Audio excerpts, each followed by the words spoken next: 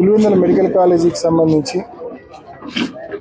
గత నెల రోజులుగా వైఎస్ఆర్ కాంగ్రెస్ పార్టీ ఆధ్వర్యంలో రాష్ట్ర వ్యాప్తంగా మెడికల్ కాలేజీల ప్రైవేటీకరణకు వ్యతిరేకంగా వైఎస్ఆర్ కాంగ్రెస్ పార్టీ గడిచిన నెల రోజులుగా పోరాటం చేస్తూ ఉంది.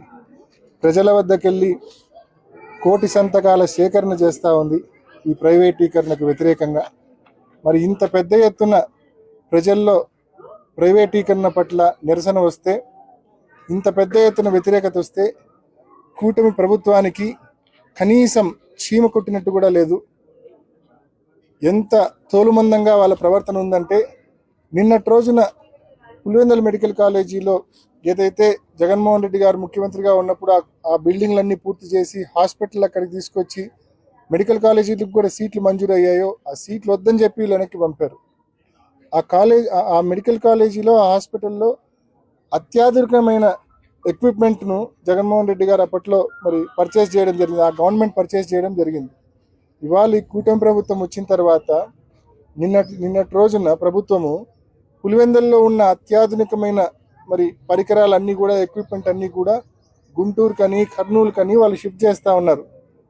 అంటే నేను అడుగుతా ఉన్నా, ఇంత ఘోరమా? నెల రోజులుగా ఇంత పెద్ద ఎత్తున ఈ ప్రైవేటీకరణ పట్ల మేము నిరసన తెలుపుతా ఉన్నాం, ప్రజలు నిరసన తెలుపుతా ఉన్నారు. దానికి మీరు స్పందించకపోగా మళ్ళా పులివెందుల మెడికల్ కాలేజీలో, పులివెందుల ఆసుపత్రిలో, మెడికల్ కాలేజీకి సంబంధించిన జీజీహెచ్లో, గవర్నమెంట్ జనరల్ హాస్పిటల్లో ఉన్న పరికరాలను కూడా, అత్యాధునికమైన పరికరాలను కూడా ఇక్కడ నుంచి మీరు షిఫ్ట్ చేసి వేరే చోటికి షిఫ్ట్ చేస్తూ ఉన్నారంటే ఈ ప్రాంతం పట్ల, ప్రజల పట్ల ఎంత నిర్లక్ష్య వైఖరితో మీరు ఉన్నారని చెప్పడానికి ఇంతకంటే వేరే ఉదాహరణ అక్కర్లా.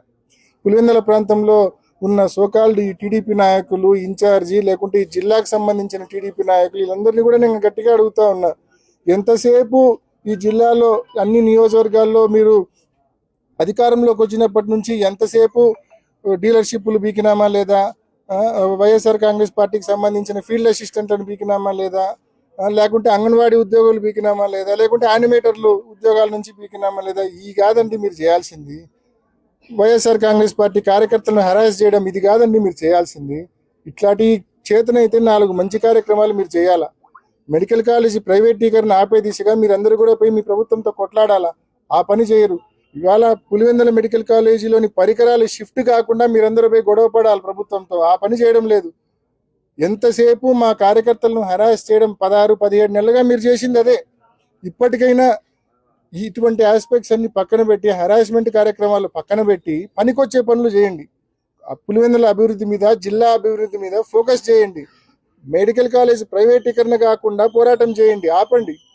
మెడికల్ కాలేజీలో పరికరాలు షిఫ్టింగ్ కాకుండా, వేరే చోటకి షిఫ్టింగ్ కాకుండా అడ్డుకోండి.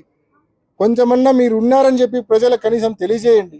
ఎంతసేపు హరాస్మెంటే కాదు. కాబట్టి ఖచ్చితంగా ఈ ప్రాంతానికి సంబంధించిన తెలుగుదేశం పార్టీ నాయకులు కూడా దీన్ని సీరియస్గా తీసుకొని ఖచ్చితంగా వాళ్ళ ప్రభుత్వంతో కొట్లాడైనా సరే ఈ మెడికల్ కాలేజీ ప్రైవేటీకరణ ఆపాలా. అదేవిధంగా పులివెందుల మెడికల్ కాలేజీ మన జీజీహెచ్కి సంబంధించిన ఏదైతే అత్యాధునికమైన పరికరాలు షిఫ్టింగ్ జరుగుతూ ఉన్నాయో ఆ షిఫ్టింగ్ కార్యక్రమాన్ని కూడా పూర్తిగా ఆపి ఆ పరికరాలు ఇక్కడే పూర్తిగా వినియోగంలో తీసుకొచ్చే దిశగా కృషి చేయాలని చెప్పి ప్రభుత్వాన్ని గట్టిగా డిమాండ్ చేస్తూ ఉన్నాం.